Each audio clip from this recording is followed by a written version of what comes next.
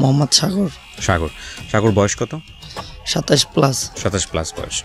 আপনি আজকে রেডিওতে যে বিষয়ে আপনার জীবনের যে ঘটনাগুলো আজকে আপনি স্বীকার করতে যাচ্ছেন, সজ্ঞানে এবং স্বেচ্ছায় বেশ কিছু অপরাধের সঙ্গে জড়িত ছিলেন, যেগুলো আজকে আপনি এখানে বলবেন। প্রথমেই যে প্রশ্নটা আমি আপনাকে করতে চাই সেটা হচ্ছে, এই ধরনের বিষয়গুলো আপনি কেন রেডিওতে বলতে চাচ্ছেন? বলতে চাচ্ছি একটা কারণ, যে আমি আসলেই যে ব্যাপারে জড়ায় গেছি এটার পরিণতি কি এটা জানুক, যেন আমার মতো ভুল দ্বিতীয় আর কেউ না করে এরকম। ঠিক আছে, শুরু করুন আপনি যেখান থেকে বলতে চান প্লিজ। বলতে চাই, ছোটোবেলা থেকেই আমার আব্বু লঞ্চে চাকরি করতো। তো লঞ্চে চাকরি করার পাশাপাশি মানে অন্য ধরনের আরও কিছু ব্যবসা করতো, যেমন মাছ টাছ কিনে নিয়ে আসতো, ওইখান থেকে আনলে এইখানে আমরা খুব ভালো দামে বিক্রি হইতো। তো আমার আব্বু প্রায় 1.5-2 লাখ টাকার একবারই মাছ কিনে। তো ওইখান থেকে প্রথম র্যাবে আর কি জাহাজটা আটকে দেয়। তো আমার আব্বুর নামে একটা মামলা হয়। তো আমরা আর কি গ্রামে থাকতে পারি না, গ্রাম থেকে আমাদের শহরে চলে আসা লাগে। তো আমরা গ্রাম থেকেই ঢাকা প্রথম আসলাম। আসার পর আব্বুর চাকরি বাকরি নাই, এখন আমিও কিছু করতে পারি না, লেখাপড়াও বন্ধ। 3 তামাইক পড়ছি। তারপর কয় ভাই বোন ছিলেন আপনারা? আমরা ছিলাম 2 ভাই 1 বোন। 2 ভাই 1 বোন। তার মানে আপনার পজিশন? আমি সবার ছোট। ওকে। তো ঢাকা আসার পর কি করব, কিছু করতে পারি না। আব্বু কখনো কমলা বিক্রি করে, কখনো এটা বিক্রি করে ওইটা বিক্রি করে, কিন্তু ওইভাবে চলে না। আমরা ঢাকা কখনো আসি নাই, ওইভাবে বুঝি না কিভাবে মানায় নিতে হইব। তো এখান ঢাকা গাবতলী আসছি, এখান থেকে আমরা নারায়ণগঞ্জে চলে যাই। ওইখানে যাওয়ার পর আমি অনেক কষ্ট করি, যে হোটেলে কাজ করা লাগে বা কোনো গ্যারেজে কাজ করতেছি, দৈনিক 30 টাকা 20 টাকা দিচ্ছে আমাকে, এটা দিয়ে মানে মোটামুটি আমার আব্বুর তো চাকরি নেই, আমরা কি করব, আমাদের কোনো হেল্প করার মতো কোনো লোক নেই। তো 4-5 মাস পরে আমার আব্বুর আবার ঢাকার লঞ্চে চাকরি হয়। তো আমাদের ফ্যামিলিটা আবার মোটামুটি ইনশাল্লাহ আমরা ভালোর দিকে যাই। তো আব্বু বলে, তুমি লেখাপড়া তো ছাইরা দিছে, এখন আবার করো। তো কাজের ভিতর জড়ানোর পর, টাকা চিনার পর আমার ভিতর আর ভাই লেখাপড়াটা ঢোকে না। স্কুলে গেলেও ঠিকঠাক মতো যাই না, আসি না। তো বললো যে তাহলে ভালো একটা কাজ শিখো, যেহেতু তোমার ভবিষ্যৎ আছে। তো আমি শেখার বলতে কিছু পারলাম না গ্যারেজ টেরেজে। তো গেলাম গার্মেন্টস সেক্টরে কাজ শিখতে। আচ্ছা, যেটা কিরকম ভাবে কি আসার বিষয়। বয়স কত তখন আপনার? তখন আমার বয়স মানে 11 কি 12 চলে এরকম। আচ্ছা। তো আমার 600 টাকা 620 টাকা স্যালারি। 11-12 বছরের ছেলে মেয়েদেরকে গার্মেন্টসে কাজে নেয়? এটা অনেক আগে ছিল, তো বিসিক এলাকায় নিত। মানে 600 টাকা স্যালারি ছিল, 620 টাকা। আচ্ছা, কি কাজ ছিল আপনার? আমার কাজ ছিল যারা মানে টি শার্ট তৈরি করে, ওটা আমি সুতা আর কি কাইটা দিতাম বৈশা বৈশা। আচ্ছা, এটাই। তো ওইখান থেকে প্রায় 1 বছর শেষ করলাম, কাজটা শিখলাম মোটামুটি। তখন আমি মেশিন চালানো শিখলাম, অপারেটর হইলাম। তো আমার অনেক লোকের সাথে পরিচয় হলো, যেমন স্যার বা বাইবার ধরনের বন্ধু হলো ওইখানে। তো হঠাৎ করে একটা ফ্রেন্ড ওইখানে মানে একটা অকারেন্স করে একটা মেয়ের সাথে, আমাদের বয়সী। তো মেয়েটা প্রেগনেন্ট হয়ে যায়। তো ওই সময়টা দেখা গেছে ছেলেটারে ধরে নিয়ে যায় একটা এলাকায়, যে ও হয়তো বা মেয়েটাকে বিয়ে করতে হইব, নাইলে ওর অনেক টাকা জরিমানা দিতে হইব, 4-5 লাখ টাকা। তো আমি মন খারাপ করে বসে রয়েছি। আমার একটা ফ্রেন্ড আসলো, যে কি হয়েছে, মন খারাপ কেন? তো তখন ওর কাছে বললাম যে এই ঘটনা, আমার তো আরেক বন্ধুর এরকম করছে, এখন কি করা যায়? তো চল আমার সাথে। তো এই ফার্স্ট টাইম আমি এক বড় ভাইয়ের সাথে দেখা করতে গেলাম ওর মাধ্যমে। তো বড় ভাইয়ের কাছে গেলাম, যাওয়ার পর দাঁড়িয়ে আছি। বললো বসো। বসলাম। ভাই হ্যাঁ বলো কি হয়েছে? ভাই এরকম এক এলাকায় তো আমার বন্ধুরা আটকে রাখছে, এখন কি করা যায়? তো আমার বলতেছে, তো তুমি কি করলে খুশি হইবা? আমি বলতেছি, ভাই অকারেন্স করছে, আপনাদের যেটা ভালো হয়। ও তো মধ্যবর্তী ফ্যামিলির ছেলে, 5 লাখ টাকা ওর কাছে দাবি, এটা কখনোই সম্ভব না ভাই, ওটা মাইরা ফেলাইলে হইব না। তো বড় ভাই গেল ওইখানে। যাওয়ার পর ওই আমার বন্ধুটা তার সাথে খুব কান্নাকাটি করলো। তো দেখলাম যে সে বইলা দিল যে ওরে ছাইরা দাও। আচ্ছা, ওরা ছাইরা দেয় কথা বলার সাথে সাথে মনে করেন ছাইরা দিল। আমাকে বলতেছে যে 5,000 টাকা দিয়ে দাও ওদের। আচ্ছা। তো ছেলেটা মানে ধার দেনা করে 5,000 টাকা কোনোভাবেই দিয়ে দিল এই এলাকার লোকজনরে। তার কথা ছাইরা দিল। তো তখন আমার ভিতর ধারণা হইলো যে এরকম একটা লোক যে তার শুধু মুখের কথাই ছাইরা দিল, বুঝলাম না ব্যাপারটা আমি। আচ্ছা, মানে সামহাও আপনাকে ওনার ব্যাপারটা আপনার মাথায় ঢুকে গেল না, যে কোন ধরনের লোক, কখনো দেখিনি, ফার্স্ট টাইম। আচ্ছা। তো ওইখান থেকেই তো হঠাৎ করে মানে 2টা ফ্যাক্টরি, 6 তলা, এই সাইডে একটা এই সাইডে একটা। আমিও 4 তলায় কাজ করি, ওই সাইডে 4 তলা একটা মেয়ে কাজ করে। তো প্রথম অবস্থায় মেয়েটা খুব চঞ্চল ছিল, শয়তানি করতো, ফাইলদানি করতো। তো আমি জানলার দ্বারা সবসময় নীরব হয়ে বসে থাকতাম দুপুরবেলা, যখন আর কি লাঞ্চ টাইমটা ছিল। তো একটা সময় মেয়েটার দেখি ওই ফ্লোর থেকে আমাদের এই ফ্লোরে চলে আসছে 1 তারিখে কাজের জন্য।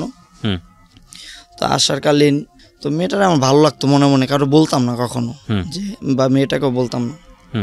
মেয়েটা একটা ছেলের সাথে সম্পর্ক করে, আমি টোটালি সব জানি। আমার ফোন দেখে নিয়ে মেয়েটা কথা বলতো ছেলেটার সাথে অনেকটা সময় ধরে। তো হঠাৎ করে রমজান ঈদ আসলো, আসার পরে কিছুদিন পর দুর্গাপূজা আমরা দেখার জন্য গেলাম, আমি আর আমার একটা ফ্রেন্ড। তো ও আর কি মেয়েটাকে পছন্দ করে। আচ্ছা। তো ও আমাকে বলতেছে যে ওরা যদি পাইতাম অনেক ভালো হইতো। তাই আমি বললাম যে আমি তো অনেক আগে থেকে পছন্দ করি, তো তুমি তো পাই অল্প কিছুদিন ধরে, আমি তো বলতে পারি না, জানি আমি সব কিছু। আর তো হঠাৎ করে পরের দিন আমরা কাজে আসলাম, তো ও বলতেছে আমাকে যে কি এখন কি তোর ব্যাপারটা ভুলে দেবো আমি মেয়েটার কাছে। তাই আমি বললাম যে না না, এরকম কাজটা করিস না। তো এক পর্যায়ে ও বলেই দিছে যে মেয়েটা কি হতো আপনাদের? মেয়েটা আমাদের কিছু না, ও ওই সেকশনই কাজ করতো। আচ্ছা, মানে একই গার্মেন্টসে কাজ করতেন আপনারা? তো ও মেয়েটার কাছে সবকিছু বইলা দিল আমার ব্যাপারে, যে ও তোমার জন্য কষ্ট করতেছে 6 মাস 7 মাস ধরে, তোমাকে অনেক পছন্দ করে, আসলেই তুমি তো জানো না ব্যাপারটা। আমি এই কথা শোনার পর এখান থেকে আমি চলে আসলাম। মেয়েটা জানলো আমারে, মনে মনে খুব খারাপ ভাববো, এই জন্য আমি নিজ থেকে চাকরি ফালাই রেখাই চলে আসলাম। তো মেয়েটা আমার ফোন দিছে যে তুমি আসো, কি হয়েছে, তুমি বলছো ভালো লাগতেই পারে। তো এরপরে ওই যে এই ছেলেটার সাথে সম্পর্ক করতো, ও ব্যাপারটা জানা যায় যে আমি আর কি অফার করছি এরকম। তো প্রতিদিন গ্যাঞ্জাম জয় ঝামেলা মানে লাগিয়েই আছে, যে ও 2জন লোক পাঠাই দিছে আমাকে মারার জন্য বা আমার প্রতি একটা কিছু করার জন্য। তো এক পর্যায়ে আমি চিন্তা করলাম যে আমার তো এমন একটা লোক আছে যে ওই লোকের কথায় 5 লাখ টাকা যে কোনো সময় মাপ হয়ে যায়, আর ওরা আসলেই কি। তো ওই বড় ভাইরে নক করলাম যে ভাই কি অবস্থা, ভালো, তুমি কোথায়? ভাই কাজে। তো এর ভিতর হেও আমাদের ওইখানে মাঝে মাঝে আসতো ফ্যাক্টরিতে। আমি তারপরে গেলাম, কথাবার্তা বললাম, এমনিতেই ভালো চলতেছে। তো মেয়েটা, ওই ছেলেটা খুব ওরে মারধর করতো, মেয়েটাকে খুব বকাঝোকা করতো। কোন ছেলে? ওই যে ছেলেটার সম্পর্ক করতো। আচ্ছা, মানে অন্য একটা সম্পর্কের সঙ্গে ছিল মেয়েটা? হ্যাঁ, মেয়েটা ছিল। নাম কি ছিল মেয়েটার? নাম ছিল সাথী। সাথী, আচ্ছা। তো খুব ছেলেটা মারধরও করছে, এমন সময় আমি জানতাম। এই মেয়েটাকে আপনার ভালো লাগতো? হ্যাঁ, আমি ভালো লাগতো। তো তারপরে ভাই কি যে একটা সময় যাইতেছে, মেয়েটা আমাকে ফোনে কথা বলতেছে, ও লং টাইম কথা বলতে বলতে মানে আপনার সঙ্গে ওর সঙ্গে পরিচয় হলো, কথাবার্তাও হচ্ছে? হ্যাঁ, কথাবার্তা হচ্ছে, কিন্তু আর কি ভালোবাসার কোনো কথা টথা এরকম কিছু বলিনি। তো একটা সময় দেখা যাচ্ছে অনেক ছেলে টেলে নিয়ে ও আসলো, ওই ছেলেটা গেটে আজকে আমার মারবো বা আমার এই ধরনের কিছু, মানে আপনার সম্পর্কে জেনেছে ছেলেটা যে আপনার সঙ্গে সাথী কথা বলে? হ্যাঁ, সেজন্য তো প্রায় 20 জনের মতো লোক নিয়ে আসছে। তো আমি গেলাম, যাওয়ার পর মেয়েটা বলতেছে যে দেখো আমি এই লোকটা ভালোবাসি না, সে আমার ভাই, তার ফোন থেকেও তো তোমার সাথে আমি কথা বলছি, সে তো জানে তোমার ব্যাপারে সবকিছু, তো কেন তোমার জানি না শুনে সে আমার ভালোবাসবে। তো এক পর্যায়ে ছেলেটা মানতে আসেন ওইখানে, খুব মানে ওর উপরে দিয়ে আমার মারতে আসে বা খুব বকাঝোকা করতেছে। তো মেয়েটা ওইখানে দাঁড়ায় বলল কি যে হ্যাঁ, যে আজকে থেকে এত ভালোবাসি নাই, আজকে থেকে ওরা ভালোবাসি, পারলে তুই কিছু করিস যা। তো ওই ছেলেটার সামনে বইলা গেল। তো ছেলেটাও এক পর্যায়ে ওর বন্ধু বান্ধব বুঝাইলো যে দেখ এখানে আমরা আসছি একটা কিছু করতে, তোর গার্লফ্রেন্ড ওই বলতেছে যে ওরে ভালোবাসি, তো এখানে আমাদের তো আর কিছু করার নেই। তো আমি আর কি করব, আমিও হতভঙ্গ যে মেয়েটা কি বললো আমাকে, মানে আপনাকে ভালোবাসে সেটাই তো বলেছে? এটাই বললো। এখন আমি তো অবাক যে আরেকটা ছেলের ভালোবাসতো, ওই সম্পর্কটা ছাইরা ও কিভাবে বললো। তো অনেকদিন ভালো সম্পর্ক চলতেছে এর ভিতর, মানে তার আগেই, মানে আপনাকে আপনাকে মানে পার্সোনালি বলার আগেই সবার মধ্যে এই কথাটা? সবার মধ্যেই, আমি কখনো বলেনি আমাকে সিঙ্গেল ভাবে। তারপর তো খুব ভালো রিলেশনের ভিতর কথাবার্তা চলতেছে। তো মেয়েটা আমাকে বুঝাইতো যে আমি বড় ভাইয়ের সাথে যাতায়াত ছিল, আসা যাওয়া ছিল, মেয়েটা আমাকে বুঝাইতো যে দেখো তুমি এরকম লোকের সাথে চলাফেরা করো, আমি এটা চাই না। কখন ওই লোকটা আমাদের ফ্যাক্টরিতে আসতো মাঝে মাঝে। এটা আপনাকে বলতো? হ্যাঁ, মেয়েটা বলতো। কোন লোকের সঙ্গে চলাফেরার কথা বলতেছে? ওই যে বড় ভাইটার কথা, যেই বড় ভাইটা আলটিমেটলি যার কথায় 5,000 টাকা হয়ে গেল, 5 লাখ টাকা। হ্যাঁ, ওই বড় ভাইটা চলাফেরা করতাম। তো তখন আর কি আমার কাছে কিছু দিত না বা কখনো বলতো না যে ভাইয়া তুমি এটা খাও বা এটা নাও, কখনই বলতো না। আমি যাইতাম, দেখা করতাম, কথা বলতাম, ভালো, হ্যাঁ এইখানেই শেষ। তো মেয়েটা আমাকে যখন বুঝাইলো, তো তখন বড় ভাইয়ের সাথে আমি একটু টোটালি কথা বলা বাদ দিয়ে দিচ্ছি যে আমার গার্লফ্রেন্ড বলতেছে আমি এইসব ব্যাপারে যাবো না, যাক ওর মন রক্ষা করতে গিয়ে। তো ওই বড় ভাইটা ব্যাপারটা বুঝতে পারে যে আমি এর থেকে দূরে চলে যেতেছে আস্তে আস্তে। তো তো কখনো কিছু বলে নাই। হুম তো হঠাৎ করে মনে করেন মেয়েটার, আমার যে গার্লফ্রেন্ড, আমার ওর সাথে আমার বাসায় নিয়ে আসি, হুম আম্মুর সাথে পরিচয় করে দিই। তো দেখা হয়, আম্মু বলতেছে তোমার বয়স অল্প, তোমার আব্বু তো এখন তোমার বিয়ে করাইব না। হুম তখন আমার ম্যাক্সিমাম বয়স কত 13 বা 12.5 এরকম, আসলেই এরকম হয় না। হুম তো আমিও চিন্তা করলাম আসলেই তো মেয়েটার আবার বাপ মা ছিল যে এই তাদের গ্রামে নিয়ে বিয়ে দিবে, এখানে এরকম হবে না। হুম তো মেয়েটার আর একটা বোন ছিল বড়, ওর দুলাভাইটা শুধু আমার সাপোর্ট করতো আমাকে, হুম হুম যে হ্যাঁ ভাই আপনার জন্য আমি আছি সবসময়। হুম আমার নাম ছিল ওই ছেলেটার ওই একই নাম। হুম তো হঠাৎ করে এটা বাসা থেকে বললো যে আম্মু যে আচ্ছা যাও, তুমি যেটা চাও তোমার মতামতই হইব। আপনার মা আপনাকে বললো এটা? হ্যাঁ, আমার মা সাপোর্ট করলো আমাকে। হুম আর বললাম যে আব্বু, তো আমার মা বললো যে দেখো একটা কিছু হইলে হয়তো বা রাগ করবো তোমার বাপে, কিছুদিন পর তো হয়তো বা মাইনেই নিব। আপনার বয়স কত তখন? তখন আমার বয়স 13। 13 বছর বয়সে আপনার মা রাজি হচ্ছে আপনাকে বিয়ে দিতে? আমার মা রাজি হলো যে আমি, আমার ভাই থাকে দূরে, আমরা যখন ঢাকাতে, আমার ভাই কিন্তু আমাদের সাথে না, বা আমার বোনও বিয়ে হয়ে গেছে, আমাদের সাথে থাকে না। তো আমার বাবা মার বলতে গেলে আমি একটাই ছেলে এরকম মনে হয় যে আর কি, তারা দূরে থাকে। তো মা রাজি হলো যে তোমার খুশিতেই খুশি, যাও আর কি। তো তখন একটা ডেট দিল আমার মা যে এরকম 10 তারিখ বিয়ে। তো এর ভিতর ওই ওর দুলাভাই বাইরে যাইব, তো তার ডেট পুরো যায় 7 তারিখে। তো তারপরে ও আমার ফোন দিল 6 তারিখ যে তুমি আমাকে এখন নিয়ে যাও। তাই আমি বললাম যে তোমার আমার তো কথা হইয়াই আছে, তোমাকে আমি 10 তারিখই তো নিব, তো তুমি এখন 7 তারিখ 6 তারিখ কেন চাপ দিতেছো? আচ্ছা। তো ও বলতেছে যে আমার যে সাপোর্ট করার মতো লোকটা, ওই লোকটা চলে যেতেছে, আর উনি গেলে তোমার কাছে দিব না, বাপ মা এখান থেকে নিয়ে যাবে আমার। আচ্ছা। তো আমি আর কি ব্যাপারটা তোর মাথায় গামাই নিয়ে সিরিয়াস নিই না কখনো। হ্যাঁ। তো তখন আমি ফোন বন্ধ করে দিলাম, রাগ করে, যে বারবার ফোন দিচ্ছে, জ্বালাতন হচ্ছি। তো পরের দিন ফোন দিচ্ছি, ওর ফোন বন্ধ।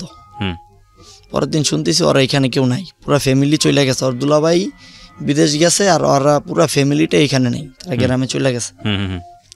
তো তখন আমি খুব ভাঙা পড়ি যে আমি শেষ, আমার ভিতর কিছু নাই। তো মেয়েটার জন্য অনেক রাগ টাগ করে অনেক কান্না করি, একটা সময় হাত কাটি, একটা সময় অনেক কিছুই করতি। তো বাসায় কাজ কাম ছেড়ে দিই পুরো টোটালি, বাসায় থাকি। তো বাসা থেকে মানে অনেক সময় দেখা গেছে মাথার ভিতর অনেক কিছু ঘুরে, যে ওরে না পাই নাই, মইরা যাবো এই সেই। মেয়েটা কোনো যোগাযোগ করতেছে না।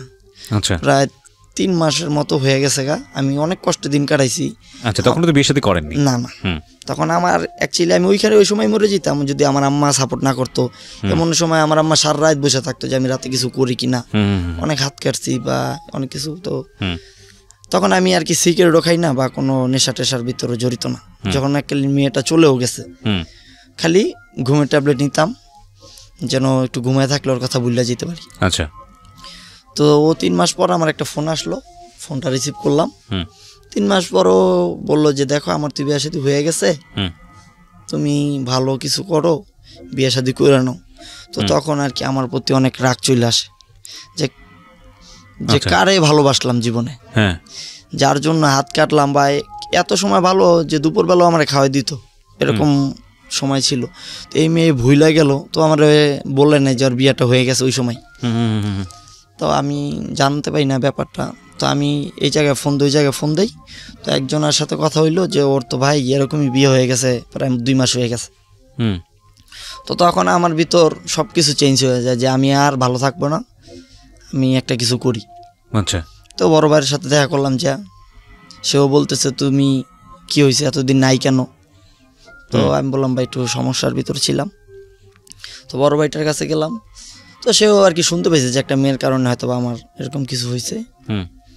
তো তার সাথে আসা যাওয়া, আবার একটা ফ্যাক্টরিতে নিয়ে আমি কাজে লাগলাম, জব করবো আর কি, এরকম চিন্তা ভাবনা ছিল যে যাক।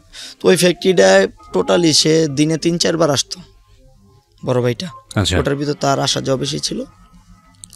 তো আর কি যে মেয়ের ভালো লাগতো, টিস করতো, শয়তানি করতো, ওইখানে যে ম্যানেজমেন্টের লোকজন ছিল তারা নিরুপায়, যে এই লোকের অনেক ক্ষমতা, কিছু বলা যাবে না। আচ্ছা। যারা ভালো পোস্টে ছিল বা শুধু মালিকও আতঙ্ক থাকতো যে এইখানে যদি আমি কিছু করতে যাই ও আমার অনেক কিছু করব। তো ওইখানে বড় ভাইয়ের কাছে বড় ভাই আসলো, একটা ঝগড়া হইতেছে। তো লাইনের যে একটা লোক ছিল মানে দায়িত্বে, ওই লোকটা বলতেছে, ঝগড়া করতেছে, তো হ্যাঁ বলতেছে যে তুমি আস্তে কথা বলো, বড় ভাই বলতেছে। আচ্ছা। তো বড় ভাইকে সে আবার রিপ্লে বলতেছে এই মেয়ে আপনার এখানে ডাকছে কি, আপনি কে? আচ্ছা। তো আমি তখন পাশের লাইনে ছিলাম। হ্যাঁ। তো এই কথাটা বলার পর আমার ভিতর খুব লাগছে যে আমার এরকম একটা সিনিয়র পারসন, আমার থেকে 6 বেজ কি 5 বেজ বড়, তুমি এই লোকটার সাথে। তো আমি গিয়ে ওই লোকটার মনে করেন ধাক্কা দিলাম আর একটা চটকনা দিলাম ওই লোকটারে প্রতি ফার্স্ট। তো এই জিনিসটা আর কি বড় ভাই খেয়াল করলো যে আসলে বড় ভাইয়ের প্রতি আমার একটা ভালোবাসা বা মায়া জিনিসটা আছে। তো ওই দিনকে এই রাত্রে আমার ডাকাইলো, কই তুমি আসো, তার ক্লাবে গেলাম, বসে রয়েছি।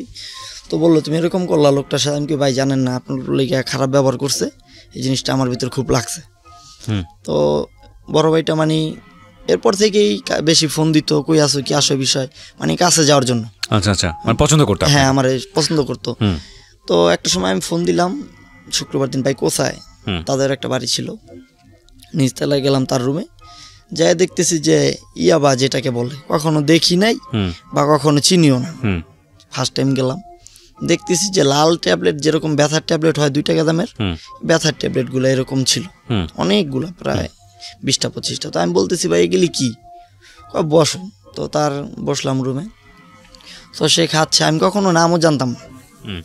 তো আমার কখনো হাতও নেই, আমি বসে রয়েছি অনেকক্ষণ, খাইলো প্রায় 8টা-9টার মতো খাইলো। আমি ওইখান থেকে তো আসলাম বাহিরে। তো তখন আমার বলতেছে কয় টাকা পাও তুমি বেতন? আমি ভাই মোটামুটি সব মিলে 1500-1600 টাকার মতো হয় আর কি। তো বলে এই টাকা তো তুমি তো মনে করো একদিনই কামাই করতে পারো। তো আমি বললাম যে ভাই ঠিক আছে আপনার কথা, আমি তো কোনো খারাপ লাইনে যাইতে চাই না, কিন্তু আমি তার নামে অনেক ধারণা শুনতাম যে সে অনেক খারাপ, মারধর করতো, মানুষ খুন করতো। বিষয়টা এরকম যে আপনার পছন্দ করি কিন্তু বেলাইনে যেতে চাই না। জি হ্যাঁ, আমার নিজের ভিতরে এটা ছিল যে ভাই।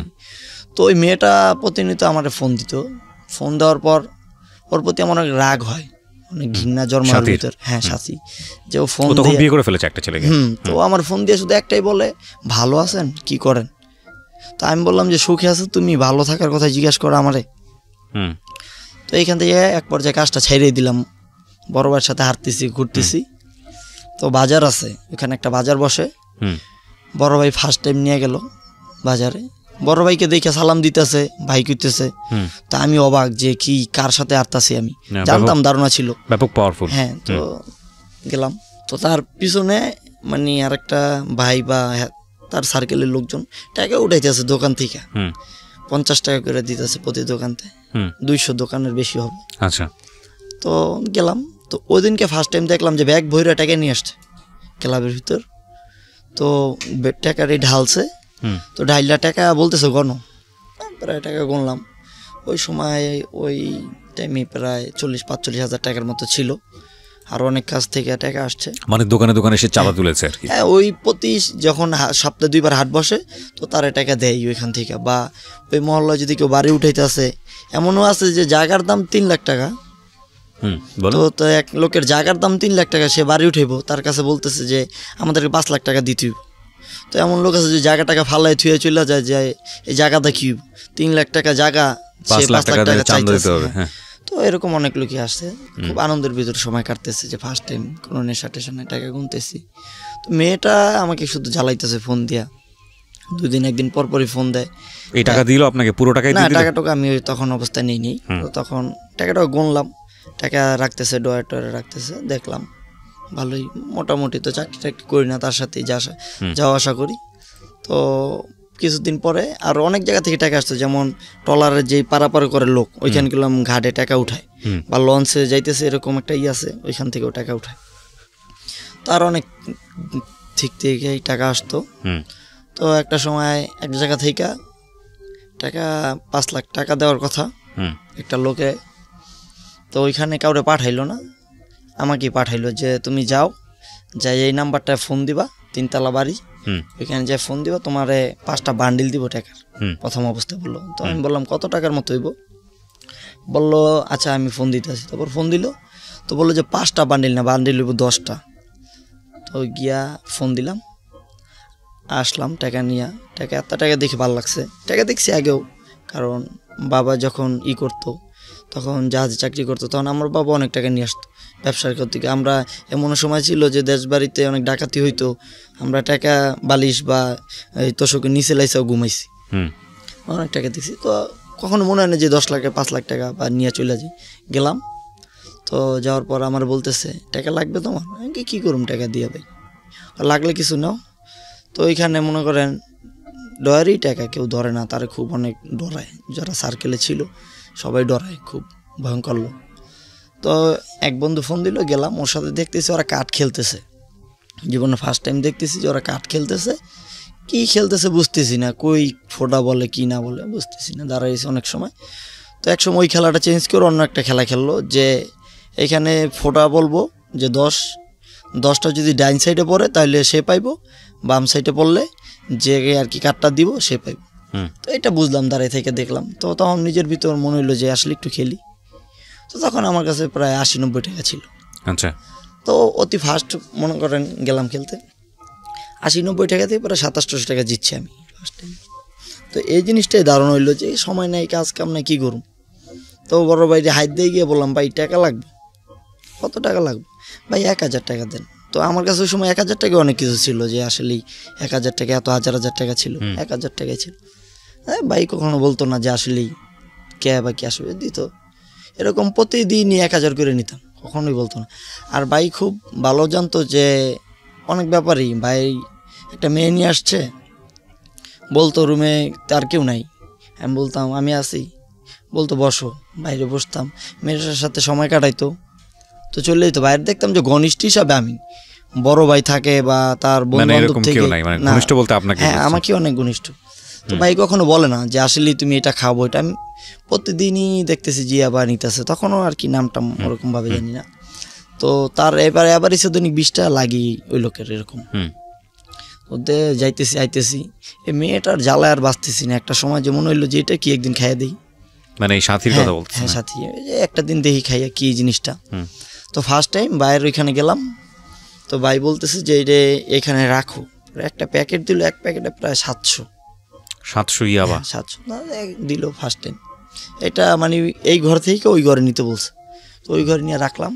তো আমার মনে হলো যে তো গোনা না, মনে সম্ভবত আগুন নাই কি আসে বিষয়। আমি এখান থেকে মনে করেন 5টা নিলাম। এখন বুঝি না যে এভাবে খাওয়ার প্রক্রিয়াটা, ওইভাবে বুঝি না আসলে কি লাগে না লাগে। একটা সময় কিছুই বুঝি না, তো বাদ দিয়ে দিলাম, না এটা হয় না আমার দিয়ে। তো সে আবার গাঁজাও খাইতো অনেক সময়, মানে ওইটাই বেশি খাইতো। তো দেখা গেছে সিগারেট যেই কটাই খাইতো, সিগারেট খাইতো না, গাঁজাই খাইতো ম্যাক্সিমাম সময়। তো ওইটা ভাইয়ের কাছ থেকে দেখতাম, মনে হইতো যে কখনো খাই, কিন্তু আসলে সিগারেট খাইতে চেষ্টা করলে দেখতাম যে আমার নাকে মুখে উঠে বা কাশি হয়, এরকম কখনো খাইনি জীবনে। তো একটা সময় চেষ্টা করলাম যে সিগারেট খাওয়াটাকে শিখি অন্তত, তো তারপরে যা হইব।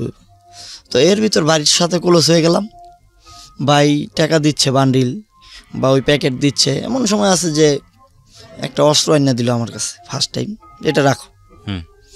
তো বেরোছি ক্লাবে, কেউ নাই, কথা বলতেছি কি আসে বিষয়। তো তখন নামটাম জানি না, ওটা ছিল 5 ml, তো নামটা আর কি ওরকমভাবে জানি না। তো দেখলাম এই জিনিসটা কি, ভাই এটা কী করেন, এটা লাগে মাঝে মাঝে আমাদের কাজে লাগে। তো অনেক সময় দেখতাম ভাই আমার কাছে দিত, আমি শুধু মনে করেন কিছুক্ষণ রাখতাম, বা আমার বলতো এই রুম থেকে ওই রুমে রেখে আসো, কখনো নিজের ভিতরেই হইতো না। তো ভাইয়ের সাথে এই জড়াইতে মোটামুটি ভালোই, বাসায় জানে কাজ করি, কিন্তু আসলে বাসা মাস শেষে 1600 টাকা ওই ভাইয়ের কাছ থেকে নিয়ে দিয়ে দিই, এর বেশি দিই না, কারণ বুঝে যাবে যে আমি কাজ করি না বা আসা বিষয়। কিন্তু একটু বাসায় রাত করে ফিরতাম সবসময়। তো মা জানতো যে আসলে ক্যারাম বোর্ড খেলি বা এরকম কিছু করি, সময় পার করি। মা কখনো আর কি জানতো না, পুরো জিজ্ঞাসা করে নাই যে আসলে কোথায় যাও কি করো। তখন ফার্স্ট টাইম ভাই কি করলো, একটা ফোন কিনা দিল। যে আসলে তো ফোন আমার ছিল বলতে ফ্যামিলির একটা ফোনই ছিল, তো আমি মাঝে মাঝে নিয়ে আসতাম, ফোনে পাই না মানে, তো ভাই একটা ফোন কিনা দিল ফার্স্ট টাইম। তো দেখতাম অন্য কোনো নাম্বার টাম্বার আসতো না, ওই বাসা গিয়া সাথীর সাথে মাঝে মাঝে ফোনে কথা হইতো যে এই নাম্বারটা আমার নতুন। সাথী কি তখন সংসার করছে কারোর সঙ্গে নাকি? হ্যাঁ অবশ্যই সংসার করে আপনার সঙ্গে কথা বলতো। তো এক সময় আমার অনেক ফ্রেন্ড এই ইয়াবাটা খাইতো, তো ওদের কাছে আমি অনেক বলতাম, আমার কাছে এগুলি অনেক সময় থাকে, এগুলি অল টাইমই থাকে, মানে ওদের কাছে আলোচনা থাকতো। তো ওরা বলতো যে তাহলে আমাদেরকে টাইনা দিলে তো পারো। তখন এটা ফার্স্ট টাইম অনেক দাম ছিল, 300 বা 400 টাকা এরকম ছিল। তো ওদের দিয়ে দিতাম, মানে ভাই কখনো কিছু বলতো না। ভাই জানতো যে এখান থেকে আসলে তার গোনা ছিল যে কম পাইতেছি কি আশেপাশে, কখনো বলতো না। তো ওদের দিয়ে দেওয়ার পর এক পর্যায়ে খাইতে খাইতে মানে দেখতে দেখতে আমারও শিখলাম ব্যাপারটা। তো একসময় আমিও খাইতাম 2-3টা এরকম খাওয়া শিখলাম। অগণিত আমার কখনো ভাই যাই খাইছি কখনো কিনা লাগে নাই, কারণ ওই ভাইয়ের কাছে এমন সময় আছে যে 1 প্যাকেট নিয়ে আসছে গাঁজা, যে এটার ভিতরে 5 কেজি। তো নিয়ে আসছে যে জায়গাটা, ওইখান থেকে ক্লাব থেকে আমাকে বলতো যে বাড়ি ছিল এই পাড়ার ওই পাড়া, তো আমার বলতো টলার পাড়ে তুমি এই পাড়ে যাও, ওইখানে যে একটা লোক আছে তার কাছে দিয়ে দাও, সে ওর বাসায় নিয়ে রাখতো। তো আমার ভাই যেই বড় ভাই ছিল সে আর কি নেশা বিক্রি টিক্রি ওরকমভাবে করতো না। তার কাজ কি ছিল মূলত? তার কাজ ছিল সে খুব মানে যারা বড় নেতা হয় এমপি টেমপি তাদের খুব কাছের ঘনিষ্ঠ ছিল। তার কাজ ছিল কে বাড়ি উঠাইলো, কি হইলো, কইতে টাকা আইলো বা কই গ্যাঞ্জাম আছে, সব ব্যাপারেই সে আছে। তার ব্যানারে ছবি টবি ছিল না, কিন্তু তার ছোট লেভেলের যারা তারাও ব্যানারে ছবি দিত, সে ছবি টবি এইসব জিনিসটা ফলো করতো না কোনো সময়। তো তার কাজের ভিতর ওই যে দেখছি ওইটাই গুন্ডামি মাস্তামি, এটি ছাড়া কোনো কাজ নেই। তার নামে অসংখ্য মামলা। তো তারও দেখতো এক বড় ভাই আর কি, তো তার দেখার গতি কি সে আর কি বাচ্চা আছে হয়তো বা, তো ওই ভাই দিয়ে আসতো, খাইতাম আমি, আস্তে আস্তে খাইতে শিখলাম। মেয়েটার আর কি ভাই মেইন উদ্দেশ্য, মেয়েটা আমাকে খুব জ্বালাতন করতো, মানে আগুন যেটা নিবেন না ও ওইটা জ্বালানোর জন্য ফোন দিত আমাকে, কেমন আছো কি আসো, ফোন ব্লক করে দিতে পারতেন। হ্যাঁ, ওই তখন আবার মাঝে মাঝে নিজেই কান্না করতাম, ফোন নিজেরও একটা মিস করতেন। হ্যাঁ, যে অনেক ভালোবাসতাম, যদি আপনার বিশ্বাস না হয় আমার তো হাত কাটা আছে ভাই, এখনো প্রায় 100-150 কাটছি আমি হাতে এরকম। তো এক সময় খাইতে খাইতে এরকম হইতেছে যে না খাইলে ভালো লাগে না, মাথাটা ঝিমঝিম করে ভাই, শরীর কিরকম লাগে যে ভালো লাগতেছে না, কীরকম খালি খালি। তো হঠাৎ করে ভাই নাই, ভাই একটা বড় কাজে চলে গেছে কোথাও দূরে, যে বাইরে আইতে 3-4 দিন লাগবে। তো ক্লাবে যারা ছিল তারা একটু মার করতো যে ও খুব ক্লোজ, কারণ এই সেই, সবাই আমার ভালো চোখে দেখতো না কখনো। এরকম লোক ছিল যে প্রায় 8-10 বছর ধরে তার সাথে অত ঘনিষ্ঠ না, কিন্তু আমার পরিচয় 6 মাস 1 বছর, আমি অনেক ঘনিষ্ঠ, অনেক ক্লোজ। তো এই জিনিসটা তাদের ভিতর ভালো লাগতো না। কিছু যদি জিজ্ঞাসা করতাম, হয় জানি না, অন্য জায়গায় দেখে সেই, মানে আমার সাথে ওরকমভাবে খারাপ ব্যবহার। তো ভাই আবার আইলে খুব ভালো, যখন বড় ভাই থাকতো তখন খুব ভালো, যে কিছু কিছু লোক আছে যে অনেক বড় আমার থেকে 2 বেশ, আমার আপনাকেও কইতেছে বড় ভাই সামনে খুব ভালোই করে, কিন্তু সে যখন না থাকে অনেকে খুব খারাপ ব্যবহার করে আমার সাথে। তো ভাই নাই এরকমভাবে। তো হঠাৎ কইরা ফোন কেনার পর একটা মেয়ের সাথে কথা বললাম, দেখা হইলো, মানে গার্মেন্টসই ও কাজ করতো, মেয়েটা গার্মেন্টসই কাজ করতো, দেখা হইলো। তো ওর সাথে কথা বললাম, ফোনে কথা বলতে বলতে মেয়েটা যখন সম্পর্ক রাজি হলো যে আমি ওর ভালোবাসি, মেয়েটা আমাকে ভালোবাসে, তখন আর কি জানতো না যে আমি সব লাইনে আসলে আসি বা কি আসা বিষয়। তো তারপরে একটা সময় মনে হইলো যে না, আমি সংসারই হবো, আমি সব বড় ভাইয়ের সাথে জ্বরে আছি প্রায় 9 মাস 1 বছরের, আমি আর এখানে থাকবো না, একটা কিছু কইরা আমি ভালো হয়ে যাবো। তো বাসা থেকে আবার বললাম মায়েরে যে আসলেই একটা মেয়েরে ভালোবাসতাম, আমারও তো পাইলাম না, আর ওর জন্য কী করলাম তুমি তো দেখছোই, এখন আরেকটা মেয়েরে ভালোবাসি, কি করবা? বললে তোমার যেটা খুশি তুমি ওইটা করো, বিয়ে করবা, তোমার সুখ তুমি বুঝো। আজকে আমরা ফ্যামিলিগত এক জায়গায় করলে আমরা ভালো দেখে করতে পারতাম, তুমি যদি ভালো থাকো তাহলে তুমি করো, তোমার ব্যক্তিগত ব্যাপার, কারণ তুমি আমার একটাই ছেলে এরকম। তো এর ভিতর বড় ভাইটাই, তার খবর নাই, সে আর কি দূরে চলে যায়, তার কোনো খোঁজ খবর থাকে না। তো তখন বড় ভাইরে বললাম যে ভাই আসলে এই লাইনটা আমি আর করতে চাই না। হঠাৎ করে আমার ভিতর ধারণা হলো যে না, আসলেই অনেক খারাপ হয়ে গেছি, আমি আমার ভিতর মনে হইতেছে খারাপ, আমি আর ভাই লাইনটা ভালো লাগে না। তখন ভাই খুব হাসি খুশি থাকে, কিন্তু মনে করেন এত মুখ কালা করলো যে পারানো ওই জায়গায় যে আমার গুলি করে দেয় ক্লাবের ভিতর। আচ্ছা, আমার জিনিসটা আমার ভিতর মার্ক হয়েছে যে আসলেই কথাটা বলনে সে খুশি না। তো আমি কি করুম, কোনো কিছু ভাইবা পাইতেছি না। মেয়েটা তখন অ্যাকচুয়ালি সব জানে যে আমি তো খারাপের লগে জড়িত, খারাপ। তো বড় ভাই চিন্তা করলো আগে যেটা না করতাম সেইটার থেকে আর বেশি করার চিন্তা করলো। এখন থেকে আমারে যেখানে বলে আমি তো আর কাজ করি না, তার সাথেই থাকি। এমন জায়গা আছে যে যাও, যে টাকা চাইবা, আমার সাথে পোলাপান যেত, টাকা চাইবা, যদি না দেয় কিভাবে টাকা আনবা এটা তোমাদের ব্যাপার।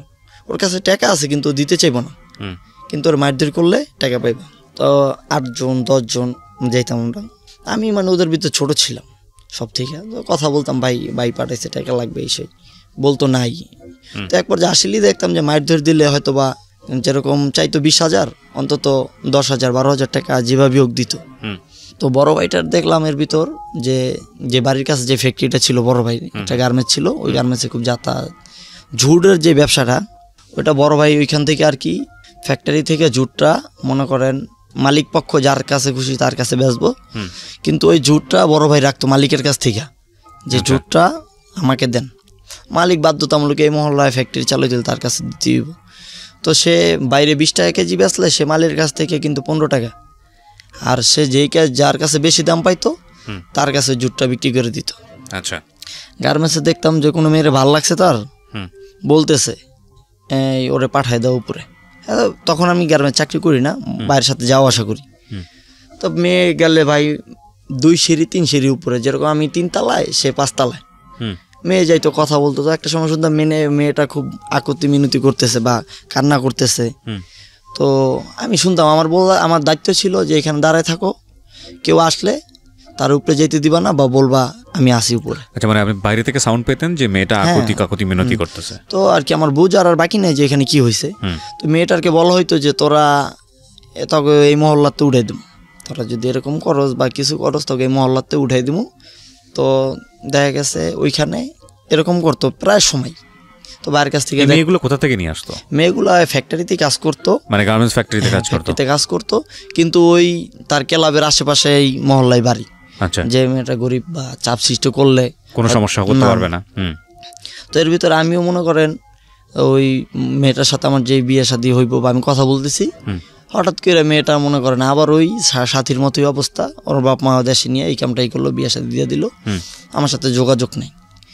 তো তখন আমার ভিতর খুব রাগ লাগলো যে আমি আর ভালো থাকবো না, যাও বলছিলাম ভালো হবো, এখন আর ভালো থাকারই নেই। হঠাৎ করে একদিন এক ছেলে আর এক মেয়ে মেইন রাস্তা দিয়ে ঘুরতেছে, আমি আর ভাই রইছি রাস্তায়, ছেলেরা ডাক দিছে এদিকে, আমিও বড় ভাইয়ের সাথে। তো বলতেছে যে ছেলেটা মানে একটু তারামি করলো যে কী হয়েছে ডাকেন কে। তো রাস্তার ভিতর মনে করেন অনেক লোক, অনেক গাড়ি, অনেক কিছু চলতেছে, ওইখানেই মানে ছেলেটারে থাবড় দিল 2টা। তো আশেপাশে অনেক লোকজন আসছে। তো তার যেই মানে মাথায় বেরেন বা তার যেই ক্যাপাসিটি, সবাই বলতেছে এখানে দাঁড়িয়েছেন কে আপনারা, মানে সবাই দমকাইতেছে, যারা রাস্তায় পাবলিক যারা দাঁড়িয়েছে তাদেরকে দমকাইতেছে যে এখানে কেন দাঁড়িয়েছেন, আমার ছোটো ভাইরা মারতেছে, আপনারা কি কিল্লে দাঁড়িয়েছেন। তো সবাই আসলে আহম্মকের মতো দাঁড়িয়ে আছে, যে তার ছেলেটার তো কিছু বলারই সুযোগ দেয় না, এক থাবড় দিছে, ও গাল ধরে বসে রয়েছে। তো ছেলেটা নিয়ে গেল এক বাসায়, মানে এক পোড়া বাড়ি বলতে বন্ধ বাড়ি, তাই না, মানে ও থাবড় খেয়া গাল ধরে রয়েছে, এক হাত ধরে ওরে নিতেছে, ও যে কিছু বলবো ওরকম মানে শক্তি নেই। আর মেয়েটা ছেলেটার পিছিয়ে যেতেছে, মেয়েটাও মানে কিছু বলতে পারতেছে না যে কেউ চিৎকার দেবো বা কি আসা বিষয়। তো গেলাম ওইখানে, মেয়েটা নিয়ে গেল একটা রুম, মানে দরজা নেই, ওই রুমের সামনে ছেলেটারে বলতেছে যে এখন কি করবি, ওরে তো এই করবি কেন। আমার বললো যে দেখতে পারতে কি আছে, একটা মোবাইল পাইছি আর মনে করেন কিছু টাকা পাইছি 200-300 টাকা। তো ও বলতেছে যে তুই আর ভালোবাসো, ছেলেটারে জিজ্ঞাসা করতেছে। ছেলে বলে যে না ভাই আমি ওরে চিনি না, ও মানে আমার সাথে একসাথে কাজ করে, আমি আসতেছি। তো ওই কথা বলার পর ছেলেটাকে মানে এখান থেকে ছাইরা দইল, মানে ও পলায় যাওয়ার চেষ্টা করতেছে। তো আমার বললো কতক্ষণ ধরে রাখতে, তো আমি ধরে রাখলাম, মারধর করি না এমনি। তো ছেলেটা এক পর্যায়ে চলে গেল। তো তখন বড় ভাই মেয়েটার সাথে খারাপ কিছু করলো। তো বড় ভাই ওই দিনকে ফার্স্ট আমাকে বলল যে যাবি। আমি এক পর্যায়ে গেলাম মেয়েটার কাছে। তো যাই মেয়েটা দেখতেছি যে অনেক আকতি মিনতি করতেছে, ভাই পাউটা ধরতেছে, মাপসাপ চাইতেছে। তো আমি বললাম যে এখন যদি আমি এখান থেকে বাইরে হয়ে যাই, বড় ভাই আবার আমার পাঠাইব, তো তুমি এখানে চুপচাপ থাকো, কিছুটা সময় হয়তো বাইরে চলে গেছে, তুমি আমার সাথে 5টা মিনিট বসো, এমনিতেই কোনো সমস্যা নাই, 5 মিনিট পর আমরা দুজন একসাথে বাইরে যাবো। তো আর মেয়েটার সাথে কিছু করলাম না, কিছুক্ষণ পর আসলে বাইরে গেলাম ওইখান থেকে, মেয়েটাও চলে গেল। ওই ছেলেটা তো আগেই ছেড়ে দিয়েছে। তো এই ভাই মানে অনৈতিক কাজগুলো থেকে মানে এইখান থেকেই আর কি, ওই যে বলছিলাম যে ভাই আমি আর করতে চাই না, তো আরো জড়াইতে চাইতেছে আমার আর কি, মানে আরো বেশি ইনভলভ করতেছে। আগে তো কোনো সময় হাঁটতো না বা কিছু বলতো না, অনেকগুলাই সেই বলে যে এটা কর ওইটা কর, মানে আবার এমন আছে যে মনে করেন ওই এলাকাটাতে অনেক খারাপ কিছু মেয়ে আছে, একটা ফ্ল্যাট আছে 4 তলা, ওইখানে 3 বোন থাকে আর মেয়েটার মা থাকে। তো ওইখানে গেলে দেখতাম যে 20টা-30টা ইয়াবা নিয়ে গেলে মেয়েটা খাইতো, মেয়েটার মা খাইতো, হ্যাঁ যারে ভালো লাগতো ওই মেয়েটার সাথেই শারীরিক সম্পর্ক করতো ওই 3টা মেয়ের ভিতর। তো ওই বড় ভাই তো জড়াই গেল, আর আমি তো বড় ভাইয়ের সাথে যাই। তো দেখতাম যে বড় ভাই বাসায় যাইতো, খালা বলতো মহিলাকে তার মেয়েদের সাথে সে কাজ করতে এরকম। তো আমিও একটা সময় মনে হলো যে মেয়েরা কি, আমার তো জীবনটা নষ্টই করলো, 2টা মেয়ে একটা পুরোপুরি শেষ করলো, ওরা আমার কথা ভাবলো না, বিয়ে করলো। তো এই ফার্স্ট টাইম আমিও যাইতাম। তো সব থেকে ছোটো মেয়েটা খুব ভালো লাগতো, যে না আসলে ওর 13 থেকে কি 14 বছর এরকম হবে, যেটা সবার ছোট। তো ওদের একটাই অভাব ছিল যে ওরা খুব নেশা করতো মেয়েরা, তারা মেয়েরা মিল্লা সবাই ইয়াবা পছন্দ করতো। আপনি যে খুশি হয়ে টাকাও দিবেন, মানে টাকা নেবেন এরকম। আচ্ছা, তাদেরকে 5টা ইয়াবা নিয়ে দিলে খুশি তারা। তো আমি হঠাৎ করে যাইতেছি আইতেছি, ওই মেয়েটার সাথে খুব ভালো সম্পর্ক হয়ে গেছে এক সময়। দেখা গেছে ও আমার সাথে খুব ভালো সম্পর্ক, যে আমার ভালোই বাসে এরকম। ইয়াবা ছাড়াও গেছি, ওটা নিয়েও গেছি, বা ওর সাথে আমি বাইরে দেখা করতেছি, ঘুরতেছি, রেস্টুরেন্টে খাইতেছি একসাথে, মেয়েটার সাথে খুব ভালো সম্পর্ক। এই তো বড় ভাইয়ের কাছে টাকা চাইলে মনে করেন আগে চাইতাম যেরকম কাঠ খেলতে গেলে ভাই 1000 দেন, 1500 দেন, 2000, তো একটু চাওয়াটা বাড়াই নিতেছি 10,000, 15,000। তো প্রথম অবস্থায় দেখা গেছে যে জিততাম, তো এখন ম্যাক্সিমাম সময় খেলতেই হারি। আচ্ছা, তো হারতে হারতে বড় ভাইয়ের কাছে নিতেছি হিসাব ছাড়াই, তো তখন আমার কিছু বলে না। আর এই বাসায় যে টাকাটা দিচ্ছি ওই 1800-2000 টাকার মধ্যেই দিতেছি। ও মনে করেন এই মাসের 10 তারিখ, আবার সামনের মাসের 10 তারিখ, টাকাগুলো আমি নষ্ট করতেছি এভাবে খুব। তো এক বন্ধুর সাথে গেলাম, ও আবার বুঝাইলো যে ক্রিকেট টাস খেলা ভালো না এইসব, তো ক্রিকেট খেলো। তো এক পক্ষে থেকে আরেক পক্ষে লাগানো শিখলাম মোটামুটি। তো এখন ওই আমার তো অনেক টাকা, বড় ভাইয়ের কাছে গেলে আমার বস্তা দেয় টাকার, তুমি গণো কত লাগবো নেও। তো মানুষে মনে করেন 1000, 2000, আমি একসাথে 10,000, 20,000 খাইটা বসে থাকি। আল্লাহ আর বুঝলি যে আমার তো অত দরকার নেই, টাকা তো আছে আমার কাছে, কোনো সমস্যা নেই। তো এক পর্যায়ে এমন করতে করতে যে আমি 70,000, 80,000, 1 লাখ টাকা বাজি ধরছি একদিনে। আমার তো টাকা ভাই অডালা টাকা, গণা ছাড়া টাকা আমার দিতে আছে, কোনো সময় কিছু হইব না, আমি তো এরকম ভাবছি। তো আর এর ভিতর ওই মেয়েটার সাথে আর যোগাযোগ নাই, সাথী মেয়েটা। তো আমি তো পুরা নিশ্চয়ই জড়াই গেছি সব ব্যাপারেই। তো ওই ভাই কাজ করাইতেছে যে হঠাৎ করেই মালটাল দিয়ে রাখতেছে, যেমন পিস্তল দিয়ে গেছে রাত্রে 2টা, পরের দিন ফোন দিছে যে ওই এইখান থেকে অমুক জায়গায় নিয়ে আসো। তো হঠাৎ করেই ভাইয়ের নামে একটা মামলা হইলো, যে এক লোক মার্ডার হয়েছে, ভাইয়ের নামে মামলা হইলো। আচ্ছা, তো এখন ভাই তার বড় ভাইকে বললো যে ভাই এই অবস্থা, এ ব্যাপারে আমি জড়িত না, আপনি তো জানেন, আমি করলে তো আপনার কাছে স্বীকারই পাইতাম, আমি জড়িত না, আমার নামে মামলা হয়েছে। তখন আমরা থানার সামনে গেলাম। তো বৈশাখী থানার সামনে বড় ভাই, তার বড় ভাই গেল। তো ওই বড় ভাই ছিল তো থানার ভিতর, আমরা বাইরে শুনতেছি ওসির সাথে খুব কথা কাটাকাটি, ঝগড়া বা এক পর্যায়ে হাতাহাতি হইতেছে থানার ভিতরে। তো কিছুক্ষণ পর দেখলাম যে বাইরে থানার সামনে, আমি তো বাইরে দাঁড়াইছি, প্রায় 70-80 জন পোলাপাইন, একটা পোলাপাইন আমরা যারা আসছে সবাই থানার বাইরে। দেখলাম যে কিছু ফাইল টাইলেন না ছিঁড়া ফালাইতেছে, তারপর কিছু কাগজ টাগজ আছে জ্বালাই দিতেছে। তাই নাকি? হ্যাঁ বড় ভাই। কত সালের ঘটনা এটা? এটা আপনি 2007-8 সালের ঘটনা। তো মানে ওই ওসি থানার ভিতর থেকে ফাইল নিয়ে ছিঁড়ে ফেলতেছে, থানার ভিতর হাতাহাতি হইতেছে, আমরা বাইরে দাঁড়িয়ে আছি। কিন্তু যেই থানার লোকজন টাকা দিয়ে কিনা ভাই এরকম ছিল আগে, এখন তো আইন প্রশাসন অনেক ভালো হয়েছে, কিন্তু প্রথম আমরা যে অবস্থায় দেখতাম যে ওরকম কিছু ছিল না। এখন আপনি তো যে কিছু করলেই আপনার জন্য হয়তো বা না, এখন তো চিন্তাই করা যায় না। এখন যে কিছু জায়গায় অনিয়ম হয় না তা না, নিশ্চয়ই, কিন্তু এখন তো আসলে এখন ভাই অনিয়ম হয়, গাড়ির লাইন যেরকম। আচ্ছা, গাড়ির নাই পরে আসি, আপনি যেটা দেখেছেন সেটাই বলেন। তারপর তো দেখলাম আমরা অনেক কিছু, তার অনেক মামলা ছিল, একাধিক মামলা টামলা, এগুলি সবই ওই দিনকে জ্বালায় টালায় খুব অস্থির। তো এই কথাটা আর কি ওই পুলিশের ওইখান থেকে অন্য একটা ভালো লেভেলে ডিবির ওই জায়গায় পৌঁছায় কথাটা। তো এরপরই বড় ভাইয়ের আর কি খোঁজাখুঁজি শুরু হয়ে যায়। হ্যাঁ, তো বড় ভাই নাইনের উদ্দেশ 1 মাসের জন্য কক্সবাজার, খবর তো আমার কাছে আছে, খুব ঘনিষ্ঠ। সে আমার কাছে কথা বলতো, তার কথাটা তার আম্মুর কাছে গিয়ে আমি বলতাম যে সে শুধু আপনার সঙ্গে ফোনে যোগাযোগ ছিল, তার আম্মুর কাছে বলতাম সে ভালো আছে, সমস্যা নেই। তো ডিবি অনেক খোঁজাখুঁজি করলো, তো অনেক টাকা প্রায় শুনলাম যে বড় ভাই বললো, যে বড় ভাই আর কি দেখতো, বড় ভাই বললো প্রায় 18-19 লাখ টাকার মতো গেছে, যে পুরাটা দামা চাপা দেওয়ার জন্য যা হয়েছে, সব টাকা টোকা দিয়া সব দামা চাপা দিয়ে দিছে। তো তারপরে আসলো। তো এখন ওই বড় ভাই মানে আমার দিয়া, আগে তো প্রায় করতাম, এখন তা আসার পর থেকে মেয়ে প্রতিদিন আসতেছে বিভিন্ন জায়গা থেকেই, তার কাছে আসতেছে, বৈশা কথা বলতেছে। এমন আছে মহল্লার আচার বিচার নিয়ে আসতো মানুষ, যে ভাই এই বিচারটা করে দেন, অমুক কাছে টাকা পামু বা আমার এইসব সব কিছুই সেই করতো। তো ওই বড় ভাইয়ের সাথে আমিও, মেয়েটা দেখতাম অনেক মেয়ে আসতো, তো ওইখান থেকে একজনটা খুব ভালো লাগে। তো ওই মেয়েটা ছিল প্রতি মানে বললাম আবাসিকে থাকে যে খারাপ মেয়েরা ছিল, ওরা আমার খুব ভালো লাগে ওই সময়, কিন্তু আমি তো জানতাম না। তো ওর সাথে কথা বললাম এই সেই, তো বলতেছে যে আমরা টাকার বিনিময়ে সব কাজ টাজ করি, বা ওর ঘটনা বলছে, আমার খুব কষ্ট লাগছে। তো ওর এক জায়গায় আর কি বেচা দেওয়া হয়েছে এরকম। তো ও বলতেছে, আমি বললাম যে তুমি এখান থেকে বাইরে হতে পারো, কত টাকা দিলে? ওই মেয়েটার সঙ্গে কথোপকথনে আপনি জানতে পারলেন? তো মেয়েটার সাথে আমার খুব কথাবার্তা হইতো, ফোনেও অনেক যোগাযোগ করতাম, খুব ভালো রিলেশন হয়েছে, যে বন্ধুর মতো। তো ও বললো এককালীন 10 লাখ টাকার মতো যদি ওই জায়গাটা দিতে পারে, তো ওই জায়গা থেকে আসলে বাইরে দিতে পারবো। তো বড় ভাইয়ের কাছে গেলাম যে আসলে এতটি টাকা তো নেই, টাকা নেই, কিন্তু যখন আগোনা টাকা থাকে তখন নেই। দেখাই ভাই 10,000 নিলাম, 20,000 নিলাম, কিন্তু দেখা গেছে 80,000, 1 লাখ টাকা নিয়েছি। ভাই জানলো, অত জানে না। 10 লাখ টাকা চামো ভাইয়ের কাছে, কি করা যায়? তো ভাইয়ের কাছে বললাম, ভাই অনেক বড় এক সমস্যার ভিতর আছি। তোমার আবার কি সমস্যা? বাড়ি ঘরে কি সমস্যা এলাকায়? আমি তো ফোন দিয়ে দিলে এই সমস্যা শেষ হয়ে যাবো। বল না ভাই, শারীরিক দিক দিয়ে সমস্যা, ডাক্তার দেখাইতে লাগবো, কত টাকা লাগবে?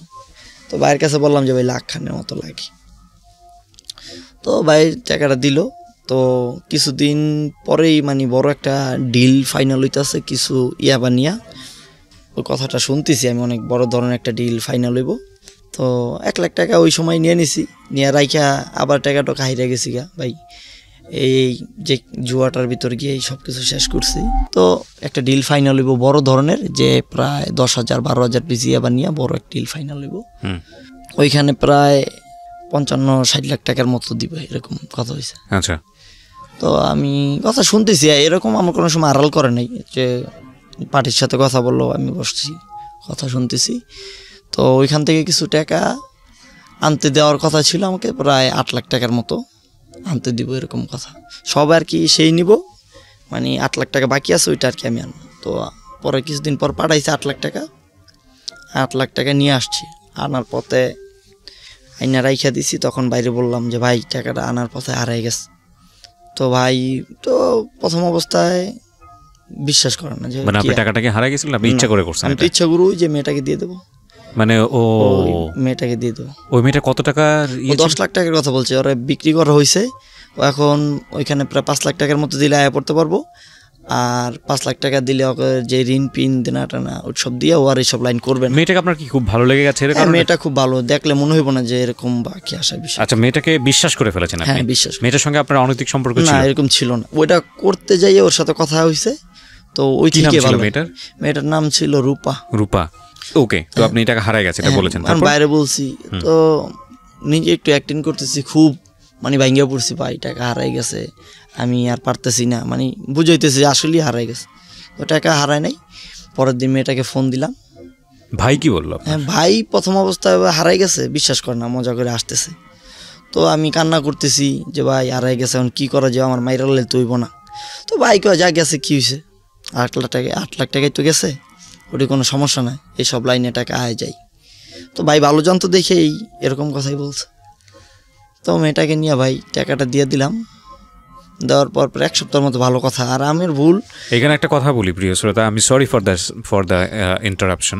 কোন এক বিখ্যাত লোকের কোট, আমার নামটা মনে নাই, বা কোন একটা বইয়ে পড়েছিলাম, আজকে এই প্রেক্ষাপটে হয়তো আমাকে কথাগুলো বলতে হচ্ছে, যে একজন মানুষ যখন কোনো খারাপ কাজ করে, একাধারে সে খারাপ কাজ করে, একই সাথে সে ভালো কাজ করে। উনি একটা উদাহরণ দিয়েছিল খুব চমৎকার করে। যেমন ধরুন, খুব ছোট্ট, যে মানুষটা ঘুষ খাচ্ছে সে সব দিকে খারাপ মানুষ সেরকম কিন্তু না। সে ওই ঘুষের পয়সা দিয়ে হয়তো তার সন্তানকে ভালো একটা স্কুলে পড়াচ্ছে, তার মানে সে ভালো বাবা। সে একজনের পয়সা অন্যায়ভাবে নিচ্ছে, কিন্তু আরেকদিকে সে ভালো কাজ করার চেষ্টা করছে। তাহলে দেখেন, একটা মানুষের মধ্যে দুটো সত্তা নিয়ে সবসময় সে বিরাজমান, সে ভালো এবং মন্দ। যে মানুষটা ভয়ঙ্করভাবে খারাপ কাজ করে, সে মানুষটাও মসজিদে গিয়ে পয়সা দেয়, সে মানুষটাও দান খয়রাত করে, এবং সে মানুষটাও কিন্তু তখন যখন সে ইমপ্রেস হয়, সে বড় অঙ্কের অর্থ সাহায্য করে কাউকে। এবং শুধু হলো খারাপ কাজ করা উচিত নয়, এই জায়গাটা আমরা ব্লক করতে পারি না। আর যে কারণেই কম আর বেশি সবার দ্বারাই খারাপ কাজ সংগঠিত হয়। তবে এটা ঠিক যে সৃষ্টিকর্তা আমাদেরকে ক্ষমা করতে পছন্দ করেন, এবং ক্ষমা করেন বলেই হয়তো বা মানুষ এত খারাপ কাজ করেও, এত ভুল কাজ করেও পৃথিবীতে এখনও টিকে থাকে, এবং তার কাছ থেকে ক্ষমা পাই বলেই আমরা জীবনের শেষ দিন পর্যন্ত ভালো কাজ করার সম্ভাবনাগুলো আমাদের জন্য ওপেন থাকে। এই কথাগুলো এই কারণেই বলছিলাম যে দেখুন, ও যে কাজগুলোর মধ্যে জড়াচ্ছে, ওর মনের মধ্যে কিন্তু একটা প্রচণ্ড রকম একটা মানবিক সত্তা ছিল, এবং ওর কোনো না কোনোভাবে ওর সামনে হিরো হয়ে গেছে এই ভাইটি, যে যার এক কথায় এত কিছু হয়ে যায়, না জানি সে কত পাওয়ারফুল। সো ইমপ্রেস হয়ে গেছে। আমরা যেরকম আমাদের হয় না যে ফ্যান হয়ে যায়, ক্রাশ হয়ে যায়, সেরকম ফ্যান হয়ে গেছে, এবং সামহাও ওকে সে কাছে রেখেছে, ডিটেইলড হয়ে যাওয়া। এবং আমার ইউনিভার্সিটি লাইফেও আমি এরকম এক ভাইয়ের এক ধরনের বলা যেতে পারে অন্ধপ্রেম পড়েছিলাম।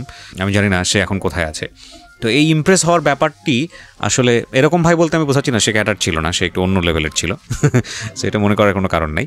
সো এরকম ব্যাপারটা আমাদের জীবনে ঘটে। এবং দেখুন, এই ছেলেটা, ওর কাছে 8 লাখ টাকা অনেক টাকা, অনেক টাকা। ওর ব্রেনটা যদি একবারের জন্য টুইস্ট করতো যে 8 লাখ টাকা চুরি হয়ে গেছে এই কথাটা বলে আমি 8 লাখ টাকাটা নিজের পকেটে রেখে দিলাম, ওকে ঠেকানোর কেউ আছে? ঠেকানোর কেউ ছিল না। কিন্তু ও চুরি করেছে একটা ভালো কাজ করার জন্য, এবং সেটা কতটুকু ভালো হয়েছে আমরা সেটা জানি না, কিন্তু এর ভেতর দিয়ে ওই এতগুলো খারাপের ভিতর দিয়ে একটা ভালো জিনিস ঘটে গেছে। তো আমি এই জন্যই বলছিলাম যে সব খারাপই আসলে খারাপ না, কিছু খারাপের মধ্যে কিছু ভালো জিনিস থাকে, সেটাকে ফাইন্ড আউট করতে হয়, অন্য দৃষ্টিভঙ্গি দিয়ে দেখতে হয়। তো আপনি টাকাটা তাকে দিলেন, রূপাকে দিলেন, তারপর কি হলো? রূপাকে দিলাম, 1 সপ্তাহ খুব ভালো কথা হইতেছে, জিজ্ঞেস করতেছি কবে কি তুমি চলে আসবা ভালো ওইখান থেকে। তো বলতেছে ওইখান থেকে আইসা পড়ছি, আমি গ্রামে আসছি টাকা নিয়ে বাপ মার কাছে দিয়া, আবার আমি তোমার কাছে ফিরে আসতেছি। তো আমি ওরে বলছি যে দেখো তুমি এরকম, আমি শুধু জানি, আমার ফ্যামিলি তো জানে না, তোমার তো আমার বন্ধুর মতো, তো হয়তো বা কোনো একদিন যাই হোক না হোক হয়েছে, আমি তো তোমার বিয়ে করতে চাই। তো ও 1 সপ্তাহ খুব ভালো কথা হইতেছে, হঠাৎ করে 1 সপ্তাহ পর ফোন বন্ধ মেয়েটার। তো আমি তো ভাঙ্গা পড়তেছি, মানে টাকাটার জন্যই বেশি ভাঙ্গা পড়তেছি। ভালোবাসাটা ছিল, কিন্তু আমার ভিতরে একটাই আফসোস লাগছে যে আসলে এই টাকাটা যদি নিজের জন্য কিছু করতাম, তাও ও এই খারাপ লেভেলের মেয়েরা যে আসলে ভালো হয় না জীবনে, ওরে দিয়ে বুঝতে পারছি। তো 1 সপ্তাহ পর আর কোনো খোঁজ খবর পেলাম না। তো ওর যেই জায়গাটা ছিল ওই জায়গাটায় গেছি, তো ওই এক মহিলা আছে ওদের লিডার, তো ওর কাছে গিয়ে জিজ্ঞেস করলাম যে এরকম এরকম কি। তো ও বলতেছে যে ও আমারে প্রায় 1.5 লাখ টাকার মতো ওই মহিলাকে দিছে, যে মহিলার কাছে রাখতো 1.5 লাখ টাকার মতো দিয়া ও তো চলে গেছে। তো মেয়ের ফোন বন্ধ, আমি আর তো কিছু জানি না, কারণ অ্যাড্রেসটাও জানি না, দেশ গ্রামেও কিছু জানি না। তো ওই জিনিসটা আমার ভিতর খুব কুড়া খাইতেছে। বড় ভাইয়ের কাছেও মিথ্যা বললাম, কি করলাম। আর মেয়েরা যে এরকমই হয়, একবার তো বুঝি নেই, বারবার বুঝতেছি। যারে খারাপ তারে ভালো বানাইতে গিয়েও বুঝলাম, যে ভালো তারে ভালোবাসা তাও বুঝলাম। তো এই মেয়েদের প্রতি একটা রাগ, একটা ঘৃণা জন্মাইলো যে না, মেয়েদেরকে আর বিশ্বাস তো দূরের কথা, আর কিছুই করব না। তো এরপর থেকে ওই বড় ভাইয়ের সাথে আসলেই, যে কোনো মেয়ে আসলে আমি চাইতাম। আর বড় ভাই এরকম ফিরে ছিল যে কখনো বলে না যে আসলে যে এটা আমার পার্সোনাল বা কি আসে বিষয়, কখনই বলতো না। তো যাইতাম, এরকম সপ্তাহের ভিতর 2বার 3বার হইতোই আমার মেলামেশা হইতোই, অন্য সব মেয়েরা আসতো ভাইয়ের কাছে যারা। তো হঠাৎ করে ধীরে ধীরে আপনি নিজেও ইনভলভ হয়ে গেছেন খারাপ কাজের মধ্যে অনেকখানি। হ্যাঁ, কাজে জড়াই গেছি। তো বড় ভাইয়ের আবার ওয়াইফ ছিল, তো সে বাংলাদেশে থাকতো না। তার এই হিস্ট্রিটা কি জানতে পারছেন যে এই লোকটা কেন এই লাইনে আসে? হ্যাঁ, অবশ্যই জানতে পারছি। হিস্ট্রিটা কি ছিল? বড় ভাইয়ের সমস্যা ছিল যে বড় ভাই যখন আশরাফুল যে ক্রিকেট খেলে, আমার বড় ভাইও তাদের সাথেই খেলতো। তারও চান্স পাওয়ার কথা ছিল জাতীয় দলে, সে এখনো ক্রিকেট খুব ভালো খেলে। তো সেও মানে এক বড় লেভেলের যেই লোকের ভাতিজির সাথে প্রেম করতো। তার যেদিন ফোনে আসছে যে চান্স পাইব ক্রিকেট খেলায়, তো তখন সে ওই মেয়েটাকে নিয়ে উদা হয়ে যায়, মেয়েটাকে নিয়ে পলায়। তো মেয়েটা তারে 1 সপ্তাহের মতো রাখে, মেয়েটা দূরে পলায়, তাদের শারীরিক সম্পর্ক হয় অনেকভাবেই। ওই সময় থেকে আবার মেয়েটা আসার পরে, মেয়েটার বাবা খুব পাওয়ারফুল, তো মনে করেন, তো মেয়েটা তারা অনেক ভালোবাসতো। তো আসার পর বলছে যে দেখো, আমার যে বাবা কখনো তোমার আমার একসাথে দেখবো না, তোমার মতো 2 4 5 জন আমার বাবা যে কোনো সময় রেলাইতে পারে, তোমার কোনো ঘটনা, তুমি ভালো থাকো, তোমার ভালোবাসি দেখেই তোমার কাছ থেকে দূরে চলে যেতেছি, তোমার ভালোর জন্যই। তো মেয়েটা চলে গেল তার বাবার সাথে। তো এখান থেকে ভাইয়ের ভিতর রাগ জন্মাইলো যে আমার লাইফটা নষ্ট করে দিল সব। তো ভাই ওই সময় এক বড় ভাইয়ের সাথে মানে যোগদান কইরা ওই লোকের লগে টক্কর দিতে গেছে, ওই মেয়ের বাবার লগে, যে আসলেই আমি দেখতে চাই যে কি হয়েছে। তো ওইখান থেকে বড় ভাই কিছু গ্যাঞ্জাম গুঞ্জাম করে আসলেই মানুষ বলে না যে মাইর না খাইলে হয়তো বা নাম ফোটে না। তো বড় ভাই প্রথম অবস্থা অনেক মাইর দূর খায় বা অনেক প্রস্তুত লাগে, অনেক কবাকবি হয়। এখান থেকেই সে এই প্রফেশনাল ভাবে লাইনে চলে আসছে। তো এইখান থেকেই সে আর ভালোর পথে আর যাইতে পারে নাই। আমি কিন্তু আপনার ঘটনাটা মানে এই অনুষ্ঠানটা মানে আগ থেকেই শুনি, কিন্তু মানে মাঝে মাঝে আমি চাইছিলাম যে আজকে যেখানে আমি বসে আছি এখানে আমার বড় ভাই থাকতো। বড় ভাইয়ের জায়গায় আমি তার সম্মান করি, বাবার মতো সম্মান করি, যে আমি আমার আপন ভাইরও কোনোদিন এরকম ভাই হিসাবে দেখিনি তারে, যেই ভালোটা আমি বাসি। উনি জানে এই অনুষ্ঠানের ব্যাপারে? উনি না, জানে না।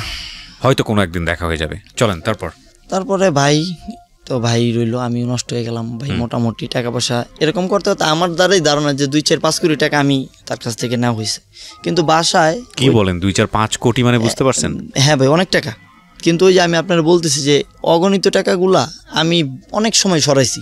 বাইরের কাছ থেকে হিসাব নিলে দেখা গেছে 1-1.5 কোটি টাকা হইব, কিন্তু আমি অনেক সময় টাকা সরাই নিছি। ওই যে খেলতাম, ভাই জানতো না। এমনও দিন আছে আপনি 80-100টা বাজি ধরে আমি বসে থাকতাম, জানতো না। কিন্তু আমার একটা নেশা হয়ে গেছে ভাই, যেরকম ইয়াবা খাই ওরকম ওটা একটা নেশার ভিতর চলে গেছে। যে আসলেই ভাইয়ের সাথে তো মোটামুটি প্রায় 3 বছরের মতো হয়ে গেছে সম্পর্ক। তো ভাই কি করতেন আপনি? জুয়ার টেবিল এগুলো হারাতেন? হ্যাঁ, এগুলি ভাই। আমি এক লাগাইতাম ক্রিকেট বাজি, ওই দল আর এই দল, সবসময় বড় দল লইতাম আমি, যে ওর 1000, আমার 1800, 2500, 2000, 3000 টাকা দিয়া, যে আমি জিতলে পাবো 50,000, আনলে 1 লাখ 1,20,000 এরকম দিতেও। তো মাঝে মাঝে ম্যাক্সিমাম সময় বড় দলটাই মানে আমি দললেই এরকম হইতো মনে হয় যে আমার। আর জুয়ার টেবিলে গিয়ে নষ্ট করতাম। মেয়েদের পিছিয়ে নষ্ট করা লাগতো না, কারণ ভাই নিয়ে আসতো অনেক জায়গা থেকে। নেশা খাইলে ওই ভাই বস্তা ভরা সব কিছু আছে টাকা মতো। তো হঠাৎ করেই একটা রং নাম্বারে ফোন আসলো আমার কাছে, কথা বললাম, দেখা করলাম। মেয়েটা খুব ভালো, ওর সাথে পরিচয় হলো। তো ওরা সব আমি বলছি যে আসলে আমি ভালো না, আমি এরকম। তো বড় ভাইয়ের কাছেই গেলাম, ভাই বিয়ে করতে চাই। তো তখন আমার মনে করেন ভালোই বয়স হয়ে আসছে, প্রায় 17-র মতো। ভাইয়ের কাছে বললাম ভাই বিয়ে করতে চাই। বড় ভাই বিয়ে করবার সমস্যাই করো। বাসায় গেলাম, বাসায় ব্যাপারটা জানাইলাম, আমার রাজি হলো। এক পর্যায়ে বিয়েটা করলাম। ওই মেয়েটাকে পালাই নিয়ে এসে বিয়ে করলাম। কাজী বিয়ে করাইব না, মেয়েটাও 15, 15.5, আমার 17। বড় ভাই গেল, কাজীরে বলল, কাজী রাজি না। বড় ভাই আবার আরেক জায়গায় ফোন দিল, ওইখান থেকে কাজীরে ফোন দিয়ে বললো যে হ্যাঁ করাই দাও। হ্যাঁ, বিয়ে শাদী হয়ে গেল। মেয়েটাকে নিয়ে বাসায় আসলাম। তো এখন মেয়েটা দেখতেছে যে আমি প্রতিনিয়তই বাইরে থাকি, কাজ তো কী কাম করি জানে না। তো ওর তো সব কিছু জানাই আছে আমার কাছে যে আমি কই দৌড়াদৌড়ি করি। এক পর্যায়ে মেয়েটা আমাকে না করতেছে যে তুমি আমার ওয়াইফ, যে তুমি এটা করো না, এটা ভালো না, এখান থেকে চলে আসো। তো আমি বলি আজকে কালকে এরকম আসতেছি, আমার আর আশা হইতেছে না। আমি রয়ে গেলাম। আমার ভিতর খালি একটাই ধারণা, বাইরে একবার বলছি চলে যাম, ভাই অনেক রাগ করছে। এখন যদি আমি যাই, যদি আমার কাছে কিছু টাকা চাই এককালীন, আমি তো এই টাকা কখনো দিতে পারবো না। কারণ আমার ফ্যামিলির অবস্থা মধ্যবিত্ত, আমার বাবা চাকরি করে ভালো, আমরা খাইয়া পুরা ভালোই আছি মোটামুটি ইনশাল্লাহ। তো বড় ভাইয়ের কাছে কীভাবে বলি আমি, আজকাল পর্যন্ত তো 1 বছর চলে গেছে, বাইরে বলি না কখন। তো তখন ভাইয়ের কাছে দিয়ে কি কাজ করে তো? কে? বড় ভাই? বড় ভাই বিভিন্ন জায়গায় বেশিরভাগ আমি টাকা উঠাইতাম, মানে কালেকশন করতেন। কালেকশনটা ছিল বেশিরভাগই টাকা। অনেক জায়গায় ফোন দিত, যাও টাকা নিয়ে আসো। যেমন মনে করেন 50,000 আনলে বাইরে দিতাম 30,000। জিজ্ঞাসা করতো যে ভাই কত দিছে, ভাই 30,000 দিছে। ওই লোকের আর ফোন দিত না, বা আমার কাছে জিজ্ঞাসা করতো না যে 30,000ই আরো আছে। এটা উনি হয়তো বা বুঝেও অ্যাভয়েড করতো, অবশ্যই যে এইটুকু তো লোভ দিতেই হবে, না হলে তো থাকবে না। তো আমার কোনো সময় মানে এরকম ভাবি আমি অনেক টাকা সরাইছি ভাই, কিন্তু ওই যে টাকা তো ভাঙছি যে কোনো কাজে না। আজকে যদি আমি একটা বাড়ি উঠাইতাম, আমার একটা 5তলা বাড়ি থাকতো ঢাকার শহরে, কিন্তু আমি টাকা ভাঙছি আজে বাজে জায়গায়, যেসব জায়গায় কোনো কাজের না।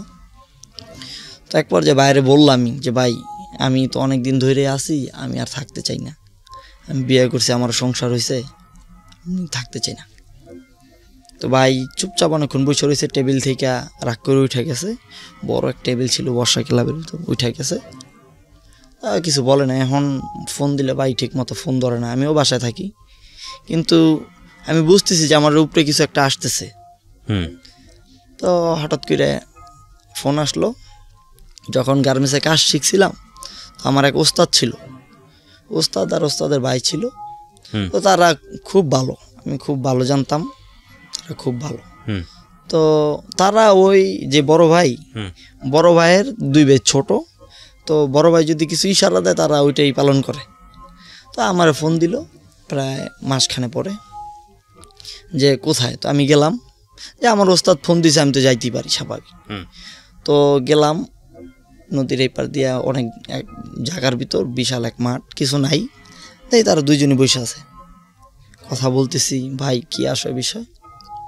হ্যাঁ ভালো। তো কথা বলতে বলতে এক পর্যায়ে দেখি যে তারা আর ভালো কথা বলে না, তারা কথা যে তোরে আজকে মাইরা ফেলাম। কোথা থেকে এটা লিঙ্ক হয়েছে ভাই, মাইরা ফেলাইবেন, আমার অপরাধ। তো বলতে চায় না যে কি কারণ, কি আসা বিষয়, বলতে চায় না।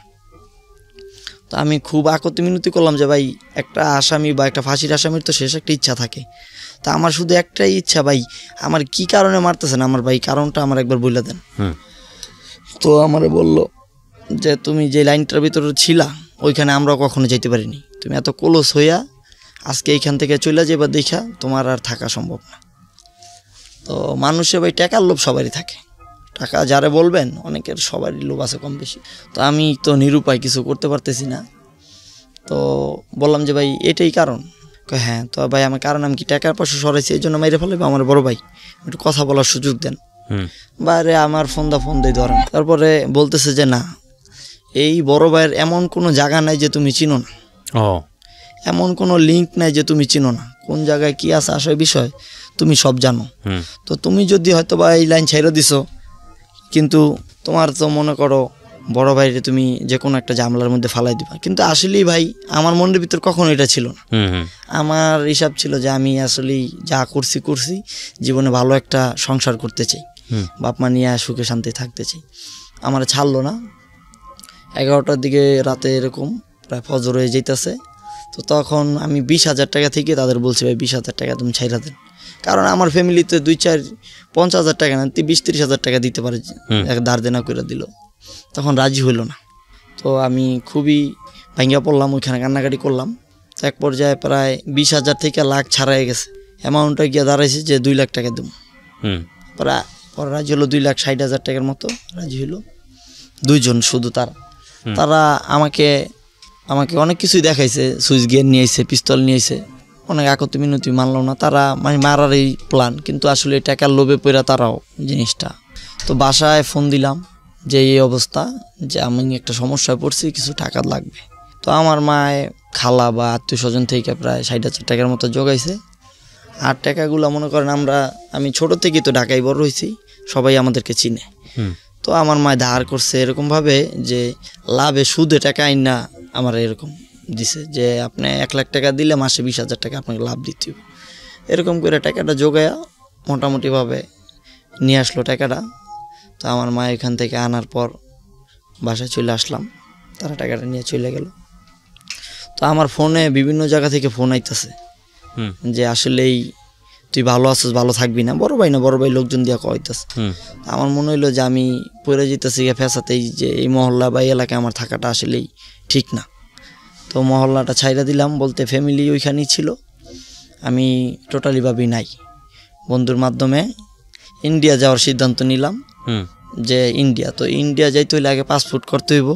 তো আমি তো পাসপোর্ট করিনি, আমার এখানে কিভাবে কি করব, কিছুদিন তো গা ডাকা দিয়ে থাকতে হবে। বাংলাদেশে থাকলে ওই লোকের লিঙ্ক আছে, আমার ক্ষতি হইব অনেক বড় ধরনের। তো জীবনে একটা ঝুঁকি নিলাম, যদি বাঁচি তো বাঁচলাম, না বাঁচলে মরেই গেলাম। ইন্ডিয়া যাওয়ার সিদ্ধান্ত নিলাম, গেলাম বর্ডারে, ওইখানে কিছু টাকা পয়সা দিলাম। ওইখানে সবাই টাকার গোলাম, টাকা দিয়ে চলে গেলাম ভাই বাইরে যে কাজ কাম তো করার ভিতরে ওইটাই পারি, গার্মেন্টসের কাম, আর তো কিছু শিখিনি। ওইখানে গিয়ে প্রায় মাস 2 মতো ছিলাম। ওইখানে খাওয়াটাও আমি পছন্দ করতে পারি না, খাইতে পারি না, খুবই সমস্যা। কাজকর্ম কি এখান থেকে আরো টাকা পাঠায় আমার ওইখানে ভালো থাকার জন্য। তো আমি তামিলে ছিলাম, ইন্ডিয়া থেকে অনেক দূরে, তো চেন্নাই ছিলাম। ওইখান থেকে আইসা পড়লাম আবার অবৈধ পথে, যেভাবেই গেলাম সেভাবেই চলে আসলাম বাংলাদেশে। আবার আসার পর মনে করেন লুকায় রইলাম অনেক দূর।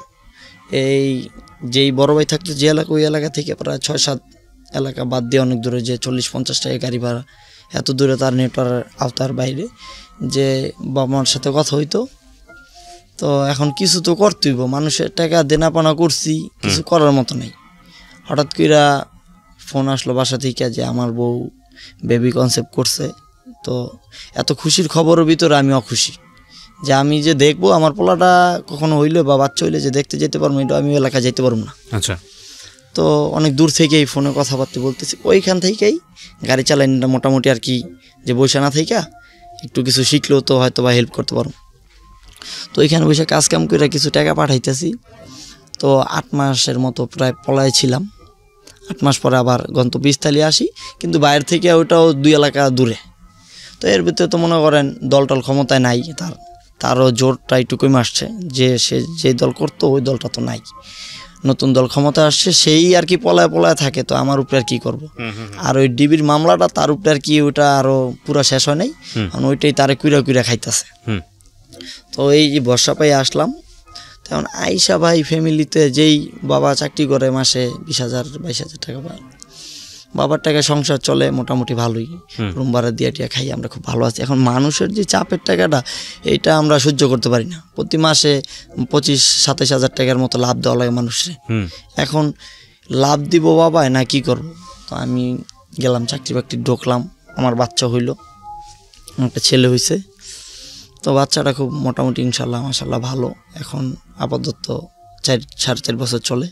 তো এই টাকার দেনায় ভাই আমি কি বলবো, একদিন আমি মরতে যাই, একদিন আমার মা মরতে যায়, একদিন আমার বউ মরতে যায়, একদিন আমার বাবা মরতে যায়। আমি এমন যে অবস্থাটার ভিতরে এখন আপাতত আছি। টাকার দেনা বলতে এটা কিসের টাকার দেনা? এটা ওই যে আমার যখন আটকে রাখছিল যারা মাইরা ফেলাইবো আমারে, ওই টাকাটা ধার করে দেওয়া হয়েছে। ওই টাকাটা ধার করেছে মানুষ থেকে, সুদে লাভে নিয়ে দেওয়াটা হয়েছিল।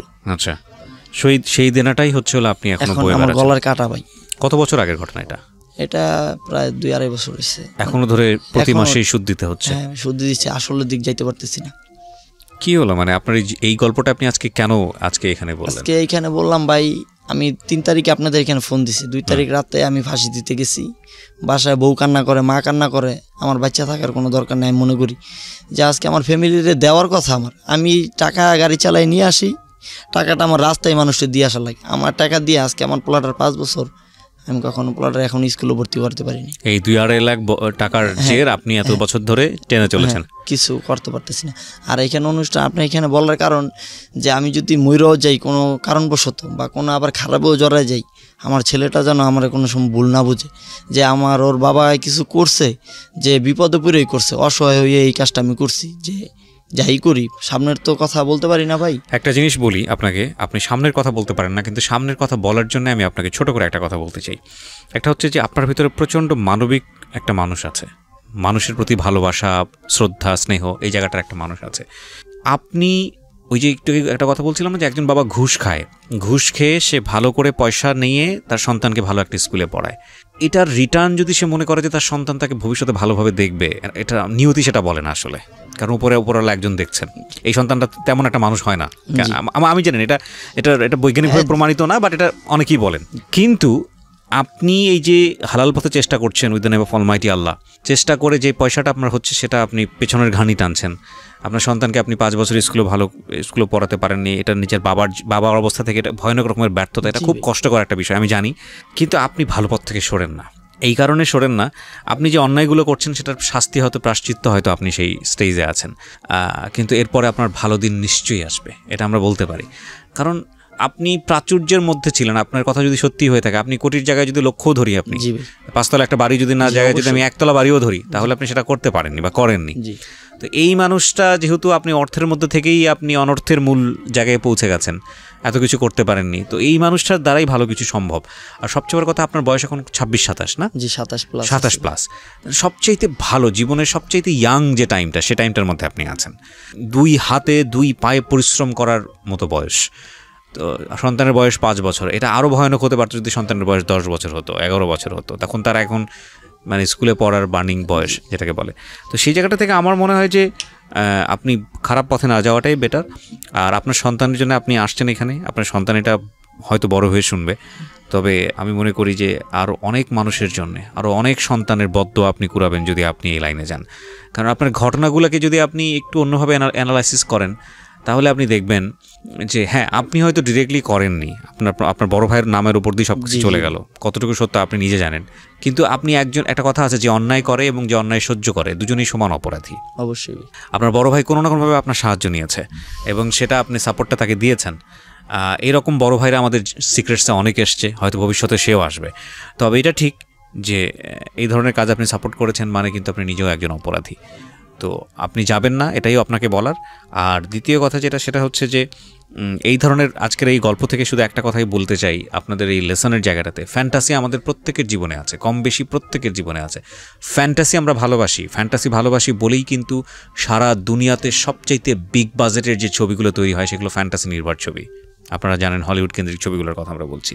এবং এই যে আমাদের লাইফে ফ্যান্টাসি নির্ভর যে ঘটনাগুলো, যেমন এই ছেলের লাইফে এক বড় ভাই এসছে, তার বিশাল পাওয়ার দেখে সেই বড় ভাইয়ের ভালো লেগে, বড় ভাইকে তার ভালো লেগে যাওয়া, এবং তারপর সেখানে ফল ইন হওয়া, তারপর সেখান থেকে বের হয়ে আসার চেষ্টা করা, নিজের জীবন বাজি নিয়ে ওখান থেকে বের হয়ে আসা, এবং সেই টাকা ধার দেনার এখনও সে বয়ে বেড়াচ্ছে। আমি ভাই বলতে চাই যে আমার মনে হয় যে ওদিনকা যদি হয়তোবা মাইরা লাইতো তাহলে জীবন